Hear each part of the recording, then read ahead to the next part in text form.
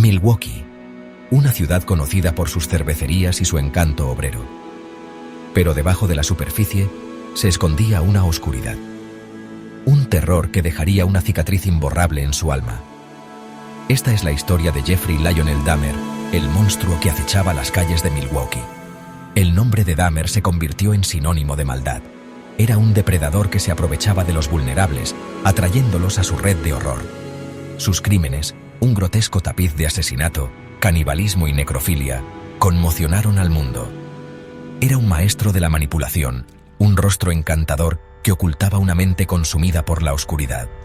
Se mezclaba con la gente, un lobo con piel de cordero, su verdadera naturaleza oculta tras una fachada de normalidad. El reino de terror de Dahmer se extendió por más de una década, dejando un rastro de vidas destrozadas a su paso. Esta es su historia, tanto como la de él. Esta es la historia de las víctimas, las familias marcadas para siempre por su maldad. Esta es la historia del monstruo de Milwaukee. Los comienzos de Jeffrey Dahmer fueron engañosamente ordinarios. Nacido en 1960, era un niño aparentemente normal. Pero bajo la superficie, una oscuridad ya estaba echando raíces. Una fascinación por la muerte, una curiosidad morbosa que lo diferenciaba. De niño, Dahmer estaba cautivado por la anatomía de los animales muertos. Coleccionaba animales atropellados, diseccionando los restos con una fascinación distante. Este macabro pasatiempo, un presagio de los horrores por venir. El divorcio de sus padres, las luchas de su madre con enfermedades mentales, estos eventos proyectaron una sombra sobre sus años de formación. Un sentimiento de aislamiento y soledad creció, alimentando la oscuridad interior.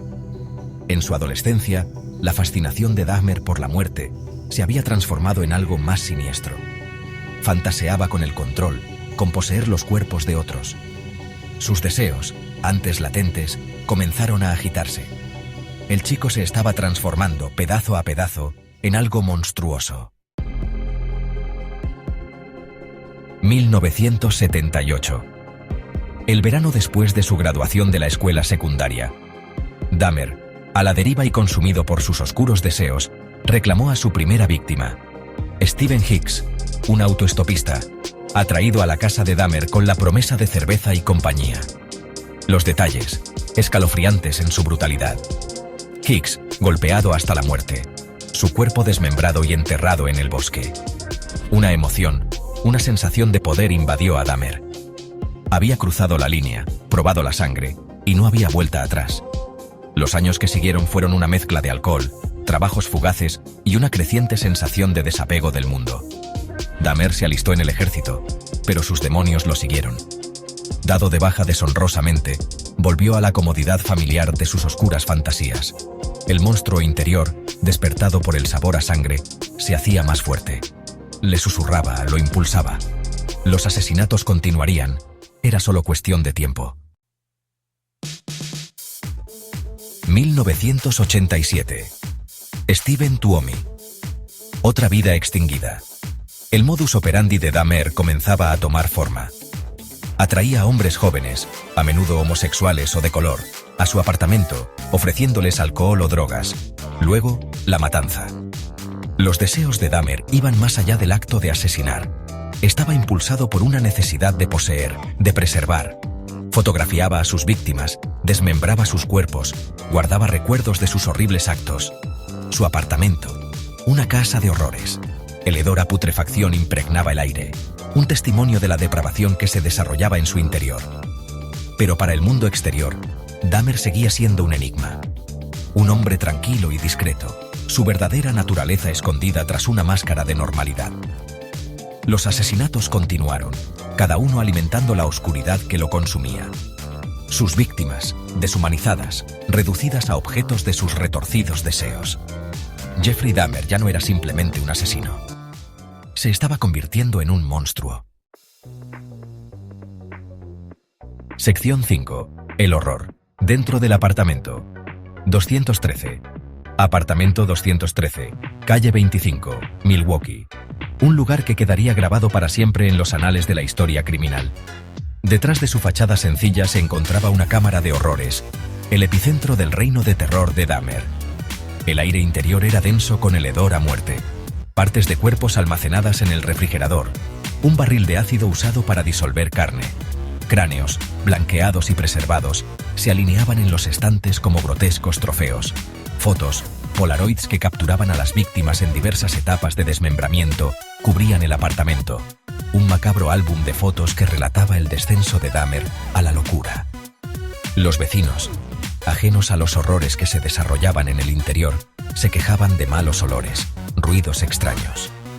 Pero Dahmer, un maestro de la manipulación, siempre tenía una excusa, una explicación plausible. Y así, los asesinatos continuaron. El apartamento, un testigo silencioso de los actos indescriptibles cometidos dentro de sus paredes. Un lugar donde el límite entre la realidad y la pesadilla se difuminaba, donde el mal reinaba de forma suprema.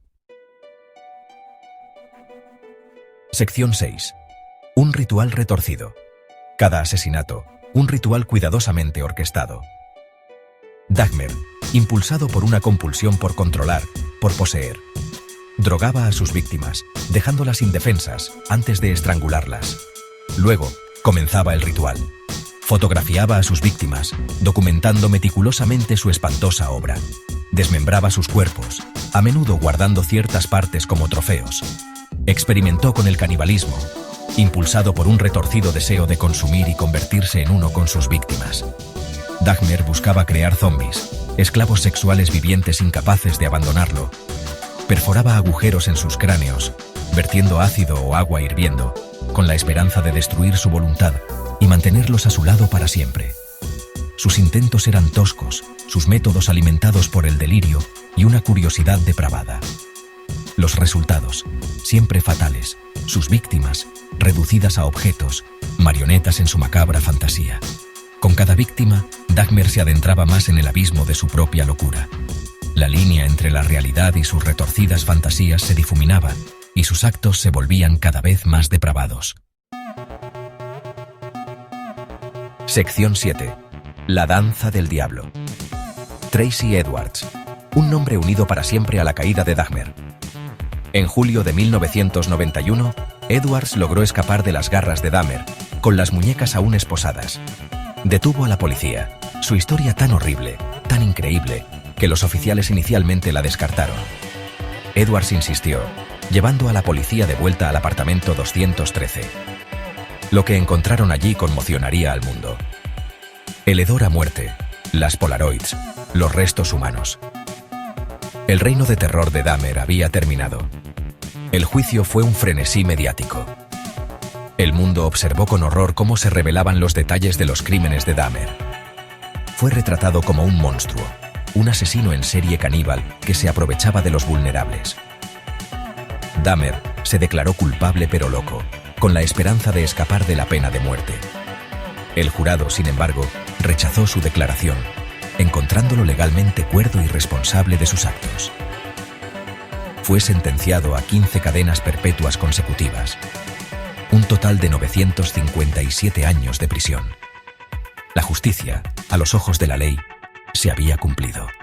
Pero para las familias de las víctimas, las cicatrices de los crímenes de Dahmer nunca sanarían realmente. Sus seres queridos, desaparecidos, sus vidas truncadas por un monstruo. Sección 8. El juicio y los ecos del trauma. La captura y el juicio de Jeffrey Dahmer enviaron ondas de choque a todo el mundo. La brutalidad de sus crímenes, la naturaleza metódica de su locura, dejaron una marca imborrable en la conciencia colectiva. Milwaukee, una ciudad antes conocida por su cerveza y sus cerveceros, se convirtió en sinónimo de los horrores que se desarrollaron en el apartamento 213. Las familias de las víctimas de Dahmer quedaron para recoger los pedazos, atormentadas por la pérdida de sus seres queridos, sus voces a menudo ignoradas en la cacofonía que rodeaba el caso. El juicio, aunque trajo una sensación de justicia, también expuso fallas sistémicas. Muchos cuestionaron cómo Dahmer logró evadir la captura durante tanto tiempo, aprovechándose de comunidades marginadas, cuyas desapariciones a menudo se pasaban por alto. El caso provocó una conversación sobre raza, sexualidad y enfermedad mental, destacando las vulnerabilidades, a menudo ignoradas, de aquellos en los márgenes de la sociedad. Los crímenes de Dahmer obligaron a una nación a confrontar sus propios demonios, a reconocer la oscuridad que puede acechar bajo la superficie de vidas aparentemente ordinarias. Sección 9. La sombra del monstruo, un reflejo de la cultura. Incluso en la muerte, Jeffrey Dahmer continúa fascinando y repugnando. Su historia, una advertencia, un recordatorio de las profundidades de la depravación humana. Libros, documentales e incluso una serie de Netflix han intentado desentrañar el enigma del monstruo de Milwaukee. La serie Dahmer Monstruo, la historia de Jeffrey Dahmer, aunque tuvo éxito comercial, generó críticas por su contenido gráfico y su supuesta glorificación de los crímenes de Dahmer. Algunos argumentaron que retraumatizó a las familias de las víctimas, volviendo a centrar la atención en el asesino en lugar de en aquellos a quienes asesinó. El debate en torno a la serie puso de relieve las complejidades éticas de la narración de crímenes reales.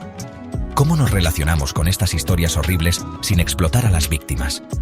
¿Cómo equilibramos la fascinación del público por los crímenes reales con la necesidad de respetar la memoria de los perdidos? El legado de Jeffrey Dahmer es complicado. Sigue siendo una fuente de fascinación morbosa, un símbolo del mal. Pero su historia también es un recordatorio de la importancia de la empatía, de escuchar las voces de los marginados y de confrontar la oscuridad que puede residir en personas aparentemente ordinarias.